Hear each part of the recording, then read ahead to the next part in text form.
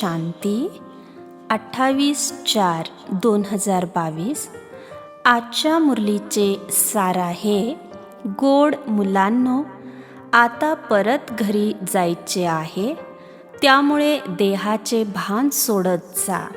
मी खूप चांगला आहे, धनवान आहे, हे सर्व सोडून स्वतःला आत्मा समजा. प्रश्न: कोणता निश्चय किंवा धारणेच्या आधारावर तुम्ही मुले आपले खूप श्रेष्ठ नशीब बनवू शकता? उत्तर: पहिला पॉइंट. प्रथम हा निश्चय पाहिजे की आपण आत्मा आहोत. आता आपल्याला शरीर सोडून परत घरी जायचे आहे, त्यामुळे या दुनियेमध्ये मन रमता कामा नये. दुसरा पॉइंट: आम्हाला शिकविणारे आणि बरोबर घेऊन जाणारे शिवबाबा आहेत, तर त्यांच्या श्रीमतावर आम्हाला चालायचे आहे. श्रीमतावर चालून स्वतःचे किंवा आपल्या मित्रसंबंधींचे कल्याण करायचे आहे.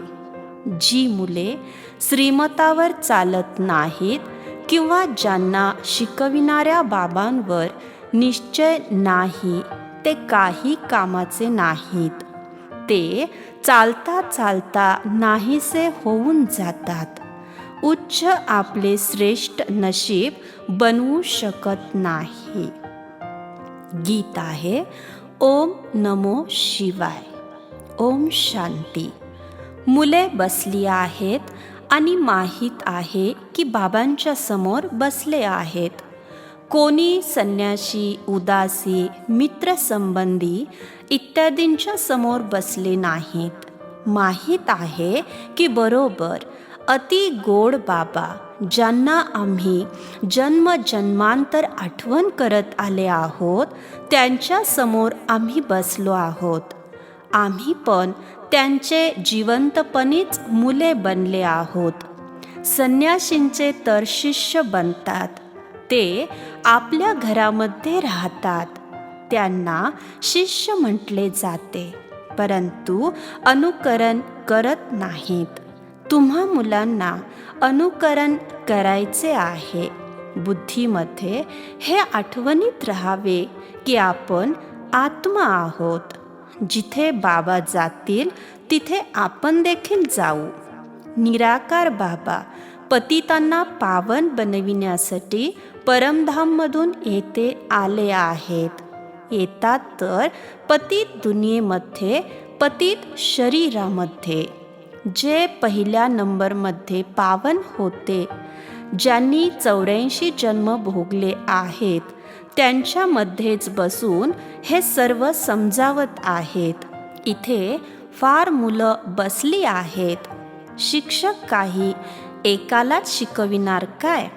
भगवानवाच फक्त अर्जुनासाठी, असे तर नाही होऊ शकत. मुलं जाणतात की आपण आत्मा बाबांसमोर बसलो आहोत. इतर कोणत्याही सत्संगामध्ये असे समजणार नाहीत. तुम्हाला समजावले जाते की तुम्हाला आता परत जायचे आहे. शरीराला तर इथेच सोडायचे आहे, त्यामुळे देहाचे भान सोडत जा. मी एवढी चांगली आहे, धनवान आहे, हे सर्व सोडायचे आहे. मी आत्मा आहे, हा निश्चय करायचा आहे. बाबांची आठवण करत करत बाबांसोबत निघायचे आहे. शिवबाबा सांगतात, मला तर देहाचा अभिमान होत नाही, कारण मला स्वतःचा देह तर नाही. तुम्हालाही पूर्वी हा देह अभिमान नव्हता. तुम्ही आत्मा जेव्हा माझ्याजवळ होता, तेव्हा तुम्ही 84 जन्माची भूमिका बजावली. तुम्ही म्हणता, आम्ही राज्यभाग्य घेतले होते, नंतर गमावले. आता पुन्हा तुम्हाला मुक्तिधामला परत घेऊन जाण्यासाठी आलो आहे. शरीराला तर घेऊन नाही जाणार. हे जुने शरीर आहे, याचे भान तर बुद्धीने तोडायचे आहे. राहायचे पण आपल्या गृहस्थ व्यवहारामध्येच आहे. हा काही संन्याशांचा मठ नाही. तुम्हाला आपले घर तर सांभाळायचेच आहे. संन्यासी लोक तर घर सोडून जातात. बाबा तुम्हाला तुमच्या मुलांपासून तोडत नाहीत. बाबा म्हणतात, तुम्ही तुमच्या मुलांना आठवण करून द्या की शिवबाबांची आठवण करा. समजावत राहा तर तेही शिवबाबांवर प्रेम करू लागतील. शिवबाबा तर किती गोड आणि प्रेमळ आहेत. तुम्हा सर्वांनाच जर इथे बसविले तर मुलांचा सांभाळ कोण करेल? इथे अशी खूप मुले आहेत जी इथून शरीर सोडून जातात आणि मग बाबांकडून वारसा घेण्यासाठी दुसरा जन्म घेऊन परत येतात, भेटतात सुद्धा. हा निश्चय झाला पाहिजे की आपण आत्मा आहोत. हे शरीर सोडून परत जायचे आहे. इथे आमचे मन लागत नाही. संन्याशी लोक तर म्हणतात आपण ब्रह्मतत्वमध्ये लीन होऊन जाऊ. अशी अनेक मतांतरे आहेत. येथे तर एक बाबाच आहेत. बाबा आम्हा मुलांना परत घेऊन जाण्यासाठी आले आहेत. सतयुगामध्ये हे सर्व धर्म नव्हते. आता सतयुग स्थापन होत आहे. आता बाबांचे अवतरण झाले आहे. तुमचे आता परिवर्तन होत आहे. अवतरण फक्त एकासाठीच म्हटले जाते. अशी बरीच मुले आहेत जी लिहितात, बाबा आमच्या जीवनामध्ये खूप चांगले परिवर्तन आले आहे, पण कधीकधी थोडा क्रोध येतो.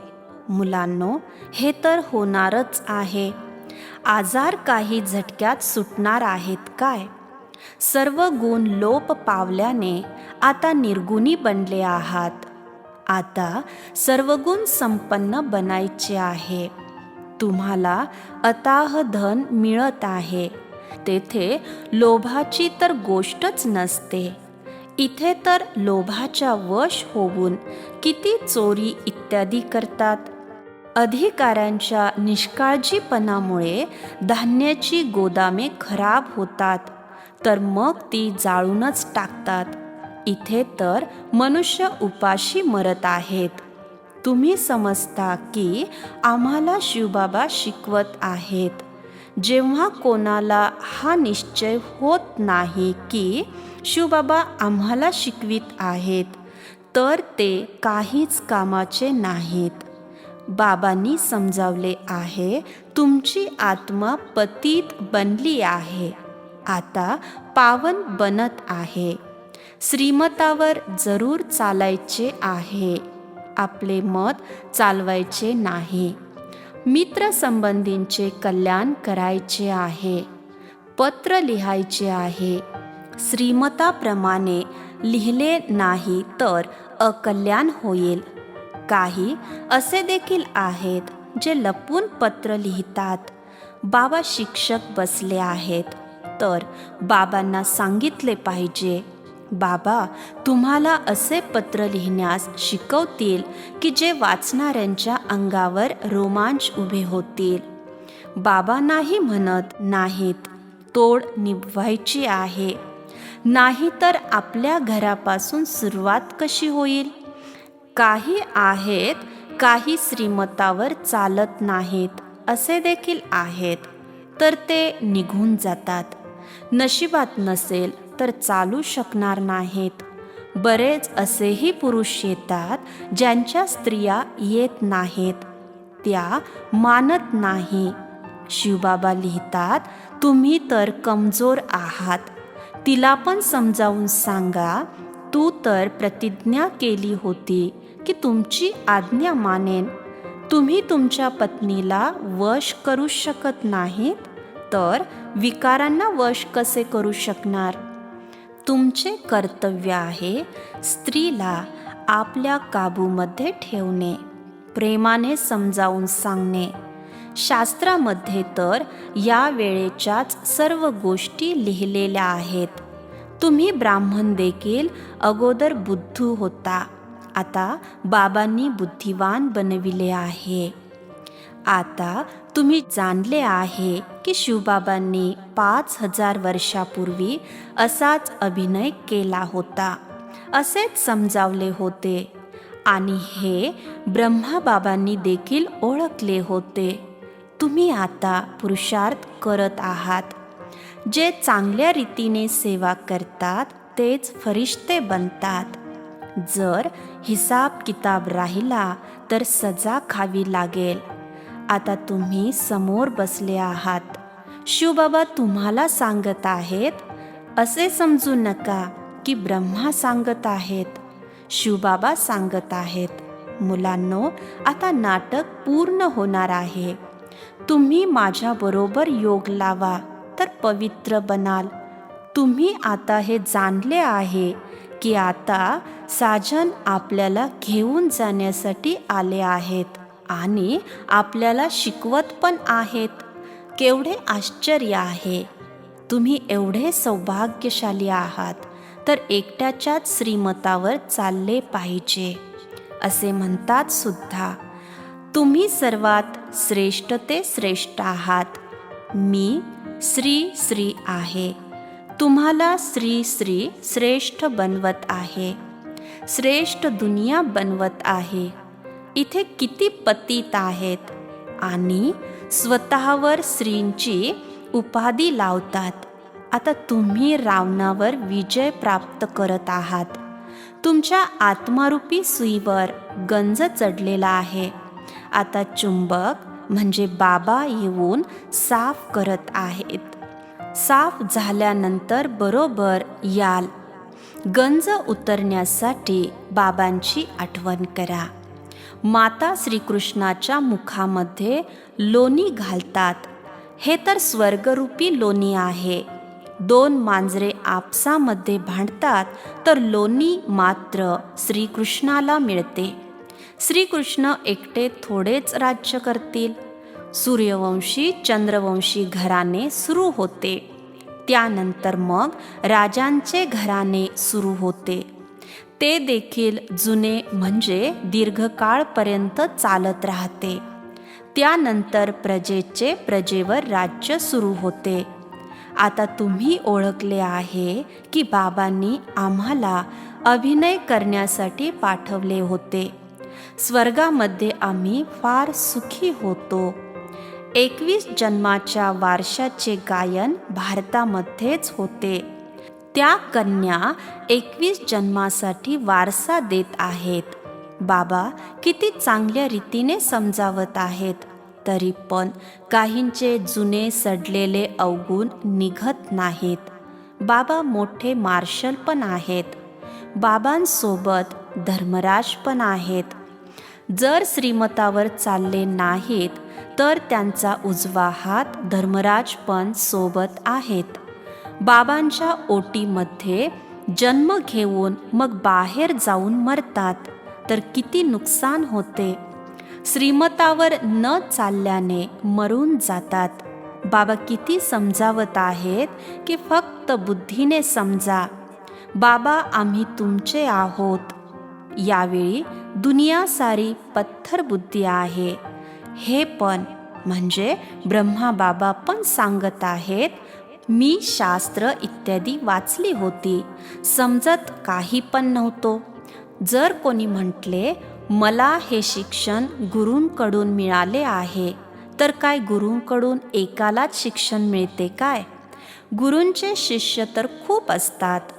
जर गुरूंकडून शिक्षण घेतले असेल तर गुरूंचे पद पण घेतले पाहिजे ना. इथे तर गोष्टच वेगळी आहे. शिवबाबा ब्रह्माबाबांच्या द्वारे शिक्षण देऊन सर्वांमधून बुद्धियोग हटवितात. एका झटक्यात सर्व काही सोडून दिले. बऱ्याच मुलांनी पण असेच केले. भट्टी बनणार होती. पाकिस्तानमध्ये मुलांचा किती सांभाळ झाला. बुद्धिवानांची बुद्धी बाबा बसले होते. आम्ही पाकिस्तान सरकारला म्हणत होतो, धान्य चांगले मिळत नाही. झटक्यात अधिकारी म्हणायचे, जे पाहिजे ते पसंत करून घेऊन जा. बुद्धीचे कुलूप उघडणारे बाबा होते. सहन तर काही करावेच लागते ना. कुमारी किती मार खातात, किती आठवण करतात. बाबा, तुमची तर कमाल आहे. आम्हाला ईश्वरीय लॉटरी मिळाली आहे. मुलांना किती गोड बनायचे आहे, प्रेमाने चालायचे आहे. घरातील लोकांना पण उठवायचे आहे. रचयिता जर पळून गेला तर रचनेचे काय हाल होईल. इथे संन्यासींचा तसा पार्ट होता. त्यावेळी पवित्रतेची आवश्यकता होती. हा सारा खेळ बनलेला आहे. सारी राजधानी इथे स्थापन होत आहे. सतयुगामध्ये कुणी पतित पावन बनवत नाही. हे संगमयुगच प्रसिद्ध आहे. बाबा सांगतात, मी कल्पापूर्वी पण सांगितले होते की कल्पकल्पाच्या संगम युगावर येत आहे. त्यांनी मग युगे युगे कच्छ मच्छ अवतार लिहिलेला आहे. मनुष्य पण सत सत म्हणत राहतात. रावण राज्य आहे ना. संन्यासी नेहमी शांती मागत राहतात, सुखाला मानत नाहीत. म्हणतात ज्ञान ठीक नाही.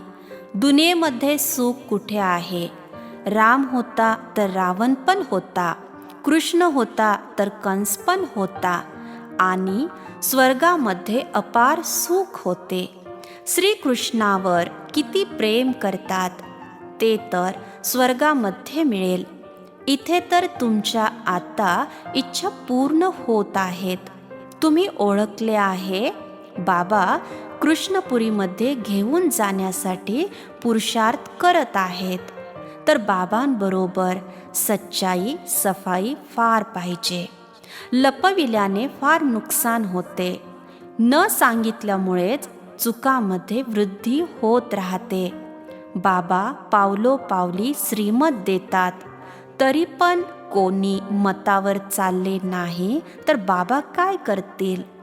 बाबा सांगतात, तुम्ही ईश्वरीय संतान मुलांमध्ये फार रॉयल्टी आणि शहाणपणा पाहिजे.